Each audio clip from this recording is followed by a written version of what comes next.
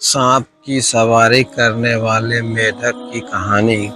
साल पहले वरुण वतन के पास एक राज बसा हुआ था। उस राज्य में एक बड़ा सांप संदीप रहता था। वह बूढ़ा होने की वजह से वह आसानी से अपना शिकार नहीं ढूंढ पाता था। एक दिन उसने तरकीब सोची कि वह तुरंत मेढक से भरे हुए तालाब के पास पहुंच गया। वहां पर दुखी सा होकर एक पत्थर के ऊपर बैठ गया। तभी पास के पत्थर पर बैठे एक मेढक ने उसे देखा।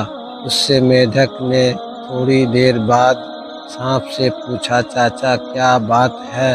आज आप खाने की तलाश नहीं कर रहे हो?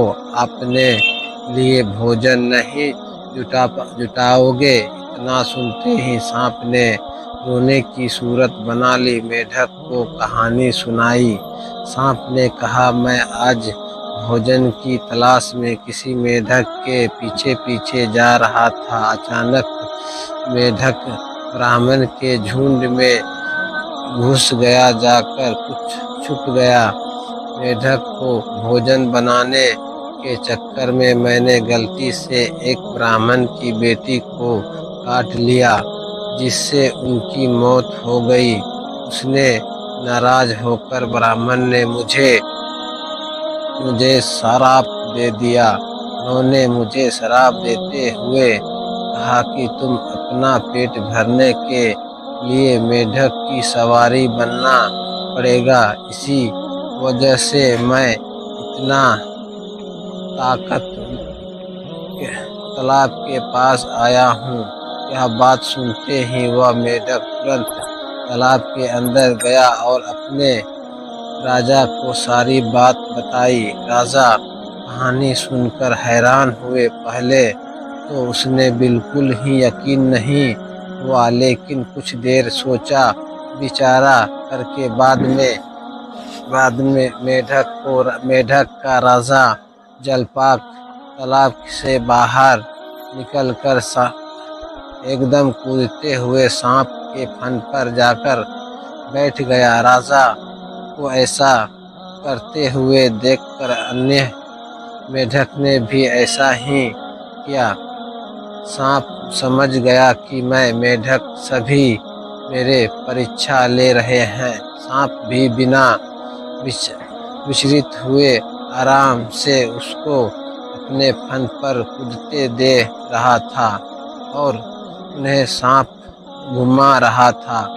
इसके बाद मेढक के राजा ने कहा, जितना मजा मुझे सांप की सवारी करने में आया, इतना मुझे आज तक नहीं हुआ। इसकी सवारी करने नहीं आया। मेढक का भरोसा जीतने के बाद अब धीरे धीरे सांप रोज मेढक की सवारी बनने लगा। कुछ दिन बाद तुरंत सांप ने अपने चलने की गति धीमी कर दी। यह देखकर मेढक के राजा जलपाक ने पूछा, सांप तुम्हारा चाल इतना धीमी क्यों हो गया? इसके जवाब में सांप ने कहा, एक तो मैं बूढ़ा हूँ और ब्राह्मण की श्राप की वजह से बहुत दिनों से भूखा भी हूँ। इसी वजह से मेरी गति कम हो गई है। इतना सुनते ही राजा ने कहा, तुम छोटे छोटे मेढक को खा लो। यह सुनकर मन ही मन सांप बहुत प्रसन्न हुआ।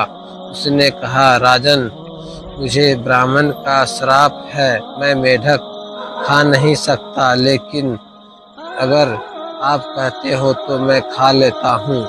ऐसा करते करते वह रोज छोटे छोटे मेढक खाने लगे और वह तंदुरुस्त हो गया। अब सांप को रोज बिना किसी मेहनत के खाना मिल रहा था। सांप काफी प्रसन्न था। मेढक सांप की चाल अब तक नहीं समझ पाए थे। मेढक के राजा को भी सांप इसी तरह साजिश के भी भनक नहीं लगी। होते होते एक दिन सांप ने मेढक के राजा जलपा को भी खा लिया और तालाब में रहने वाले सारे मेढक के वंश का नाश कर दिया। कहानी से सीख, किसी भी शत्रु की बात पर जल्दी से भरोसा नहीं करनी चाहिए। इससे खुद और अपने लोगों की हानि होता है, हनन होता है, निश्चय है। दोस्तों, ये कहानी थी सांप की सवारी करने वाला एक मेढक की। दोस्तों, वीडियो आपको कैसी लगी? अच्छी लगी हो तो लाइक करें, शेयर करें, प्लीज़ चैनल को ज़रूर सब्सक्राइब करें।